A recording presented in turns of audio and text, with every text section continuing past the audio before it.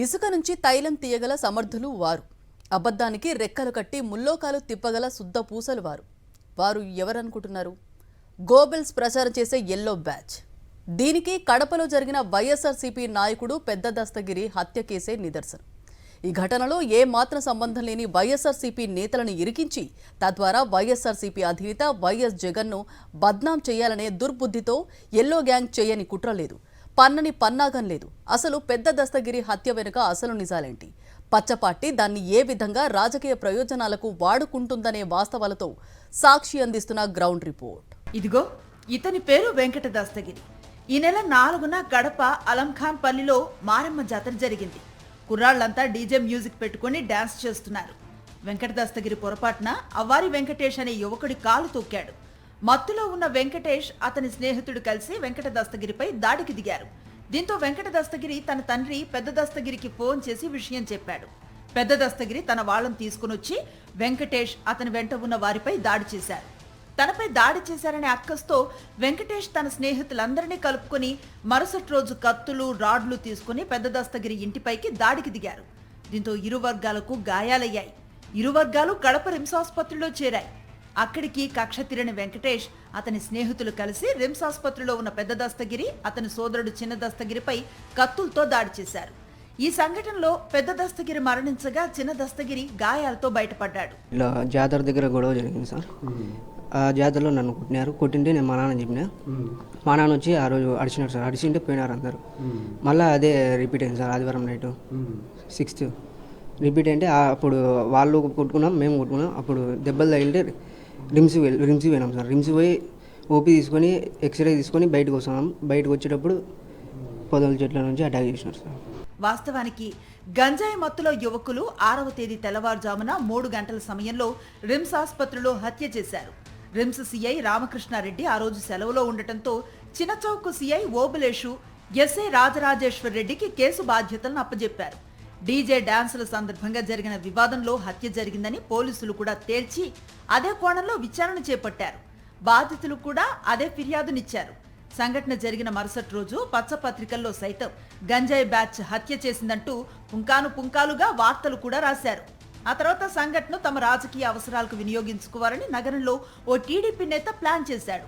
తనకు గిట్టని అలంఖాన్ పల్లికి చెందిన సీనియర్ టీడీపీ నేతలపై కేసు వేయాలని పోలీసులపై ఒత్తిడి తెచ్చినట్లుగా ప్రచారం జరుగుతోంది. అందుకు పోలీసులు ఒప్పుకోకపోవడంతో కథ అడ్డం తిరిగింది. అటు తిరిగి ఇటు తిరిగి ఈ వ్యవహారం అంతా కూటమిలో రాజధాని పెద్దల వద్దకు వెళ్లటంతో కథ మొత్తాన్ని పూర్తిగా మార్చేశారు.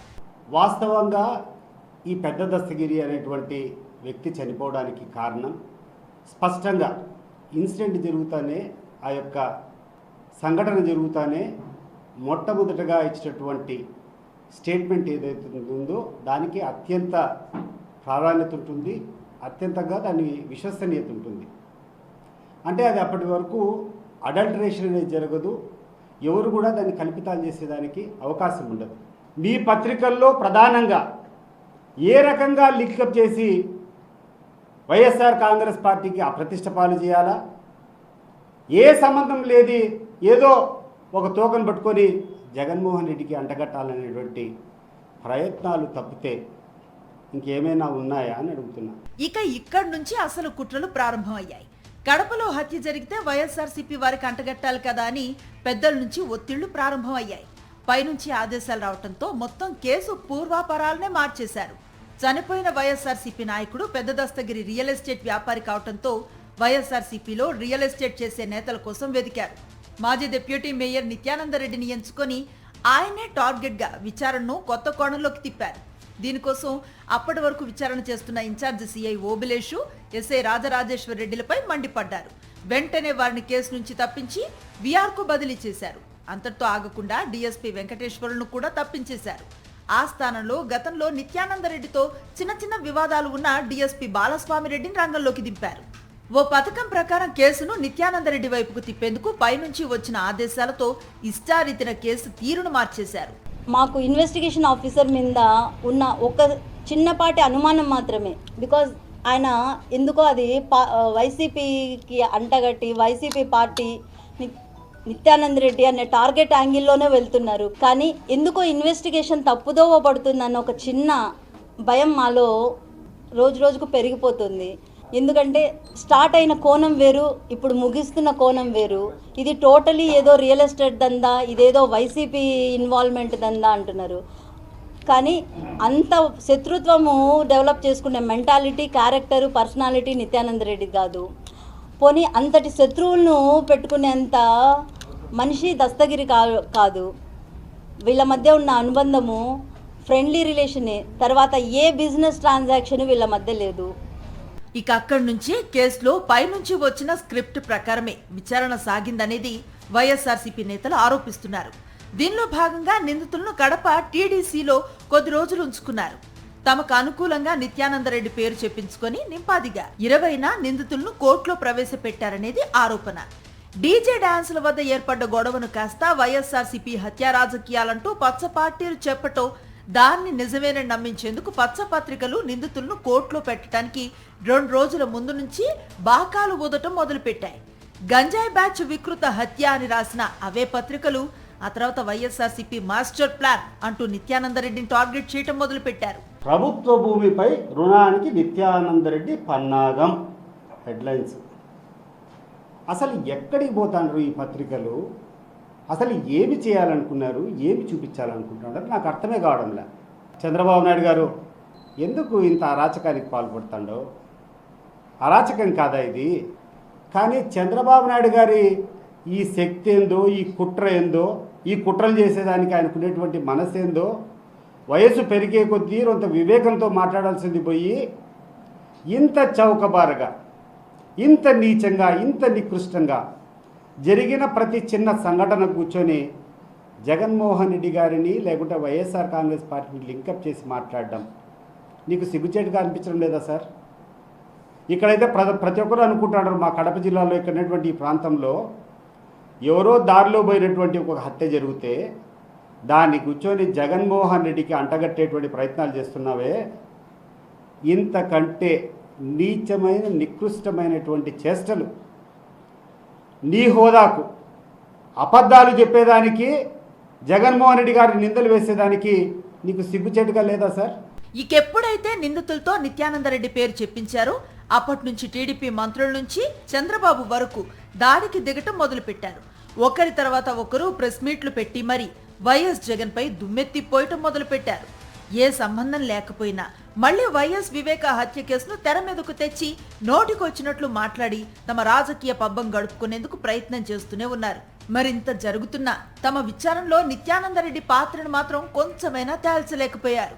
చంద్రబాబు హత్యా రాజకీయాలకు ఒక బ్రాండ్ అంబాసిడర్. ఎందుకంటే ఆయన చరిత్ర చూస్తేనే అట్లా ఉంటుంది. ఎట్లా వేరే వాళ్ళపైన వాళ్ళు చేసి వేరే వాళ్ళపైన రుద్దడం ఎలా అనేది వెన్నతో పెట్టిన విద్య. సో దాంట్లో భాగంగా చంద్రబాబు ఎందుకంటే గోబెల్స్ ప్రచారం చేయడంలో సిద్ధహస్తుడు. ఈ ఆంధ్ర రాష్ట్రంలో ఎక్కడ ఏ సంఘటన జరిగినా అది వైఎస్ఆర్ కాంగ్రెస్ పార్టీ అధ్యక్షులు శ్రీ జగన్మోహన్ రెడ్డి గారి పైన రుద్దడం, వైఎస్ఆర్ కాంగ్రెస్ పార్టీ నాయకులను బదనాం చేసే కార్యక్రమంలో భాగంగా ఇవన్నీ చేస్తున్న పరిస్థితి మనం చూస్తున్నాం. నిత్యానందరెడ్డి రియల్ ఎస్టేట్ వ్యాపారం చేస్తూ ఉండటం, చనిపోయిన దస్తగిరి రియల్ ఎస్టేట్ బ్రోకర్గా ఉండటంతో ఇరువురి మధ్య విభేదాలున్నాయంటూ కొత్త వాదనను తెర మీదకు తెచ్చారు. తన భర్తకు ఎవరితోనూ విభేదాలు లేవు, నిత్యానందరెడ్డితో అసలేవీ సంబంధం లేదని దస్తగిరి భార్య రమణమ్మ మీడియా ముందుకొచ్చి చెప్తున్నా పచ్చముక్కలు నోళ్లు మాత్రం మూత పట్టం లేదు. అంతేకాదు పచ్చపత్రికల్లో తప్పుడు కథనాలు రాయిస్తూ విచారణను కూడా అదే కోణంలో ముందుకు తీసుకువెళ్లటాన్ని వైఎస్ఆర్సీపీ నేతలు తీవ్రంగా తప్పుబడుతున్నారు. ఇదిలా ఉంటే ముందు దస్తగిరి ఇంట్లో రియల్ ఎస్టేట్కు సంబంధించిన డాక్యుమెంట్లు పోలీసులు స్వాధీనం చేసుకున్నారు. వెనువెంటనే 100 కోట్ల విలువైన డాక్యుమెంట్లు, వాటి కోసమే నిత్యానందరెడ్డి హత్య చేయించారంటూ కథను రక్తి కట్టించారు. మరోవైపు దస్తగిరి భార్య 100 కోట్ల ఆస్తి పత్రాలు మా దగ్గరుంటే మేమెందుకు ఇలా ఉంటాం అంటూ ప్రశ్నలు సంధిస్తోంది. ఆ తర్వాత దస్తగిరి ఇంట్లో దొరికిన డాక్యుమెంట్లతో నిత్యానందరెడ్డికి లింకు పెట్టడం కోసం నిత్యానందరెడ్డి ఇంటిపై అర్ధరాత్రి దాడి చేసి మరీ డాక్యుమెంట్స్ తీసుకెళ్లిపోయారు. ఇంత చేసిన పచ్చముక్కకు మాత్రం ఒక్క ఆధారం కానీ ఒక్క డాక్యుమెంట్ కానీ దొరకలేదు. మీకు చేతనైతే దస్తగిరితో నిత్యానందరెడ్డి వ్యాపారం చేసినట్లు ఒక డాక్యుమెంట్ అయినా చూపించన్నట్టు నిత్యానందరెడ్డి భార్య దీప్తి సవాల్ విసురుతోంది. ఏంటో దస్తగిరి ఇంట్లో 100 కోట్లు డాక్యుమెంట్స్ బయటపడ్డాయి, ఇది అది అని 100 కోట్ల డాక్యుమెంట్స్ అనేది ఆ ఇన్వెస్టిగేషన్ డిపార్ట్మెంట్ దగ్గర ఉంటే let the investigation team focus it, వాటిని బయటికి తీయండి. మీరు మీ బీయింగ్ ద 4th పిల్లర్, మీరంతా మా కామన్ మ్యాన్కు సపోర్ట్గా మీరందరూ మీరే ఆలోచించి మీ ఇన్వెస్టిగేషన్ త్రూ అన్నా అది ప్రాపర్గా వెళ్ళాలి అనే కోరుకుంటున్నాను. ఆ 100 కోట్ల డాక్యుమెంట్ ఏంటో బయటికి తీసి దాంట్లో 1% even single document which is related to at least 1 lakh rupee transaction ఏదన్నా లేదు, ఒక్క సైట్ అయినా సరే దస్తగిరితో నిత్యానంద రెడ్డి ఎంటర్ అయ్యి కనీసము ఒక అగ్రిమెంట్ అయినా చేసుకున్నాడని ఒక సింగిల్ ప్రూఫ్ అయినా మీ ద్వారా మా వరకు చేరితే దెన్ యూ కెన్ ప్రొసీడ్. మీరు అన్న ప్రతి మాటకు ఏదన్నా అర్థం ఉంటుంది. అంతేగాని 100 కోట్ల పెట్టుబడి పెట్టుకొని అనామకుడిలాగా ఉండాల్సిన అవసరం నా భర్తకు లేదు. మా ఇంట్లోకి వచ్చి 9 నెలల దినం అయిపోతానే పోలీసు వాళ్ళు వచ్చి జొరబడి డాక్యుమెంట్లు, బాండ్ కాగితాలు, ఎల్ఐసి కాగితాలు అన్నీ తీసుకుపోయినారు. మా ఆయన అక్రమంగా ఏం ఆయన కష్టపడి ఆయన సంపాదించిన ఆస్తులయ్యి ఎవరికి ద్రోహం చేయలేదు, ఒకరికి ద్రోహం చేయలే. ఒకరి చొమ్ము తిన్నోడు కాదు. ఏం లేవు.